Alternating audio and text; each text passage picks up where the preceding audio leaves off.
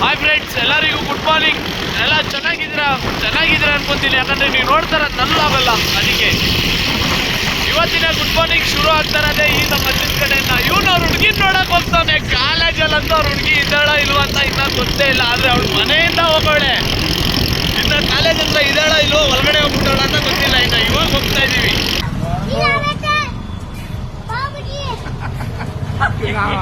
ಅಲ್ಲಿ ತಲೆನೋವು ಬಂದ್ಬಿಟ್ಟು ಒಂದು ಲೆಮನ್ ಟೀ ಅಂತೂ ಕುಡಿದ್ಬಿಟ್ಟು ತಲೆನೋವು ಕಮ್ಮಿ ಮಾಡ್ಕೊಂಡು ಫೈನಲ್ಲಿ ಅವ್ರ ಹುಡುಗಿ ಇಲ್ಲ ಅಂದ್ಬಿಟ್ಟು ಅವ್ನ ಮಕ್ಕ ನೋಡಿ ಹೆಂಗೈತೆ. ಪಾಪ ಅವ್ರ ಹುಡುಗಿ ಇಲ್ಲ ಅಂದ್ಬಿಟ್ಟು ಪಾಪ ಅಳ್ತವನೆ ಮಕ್ಕ ಎಲ್ಲ. ಆದರೆ ನಾನು ಲೇಟ್ ಮಾಡಿಬಿಟ್ಟೆ, ಯಾಕಂದರೆ ನಾನು ಸ್ನಾನ ಮಾಡ್ತಾಯಿದ್ದೆ, ನಾನು ಇನ್ನೂ ಫ್ರೆಶ್ ಅಪ್ ಆಗಿರಲಿಲ್ಲ, ಅದಕ್ಕೆ ನಾನು ಬಂದಿರಲಿಲ್ಲ. ಇವಾಗ ಇವನು ಅಳ್ತವನೆ ನೀನೇ ಲೇಟ್ ಮಾಡಿತ್ತು ಅಂತ.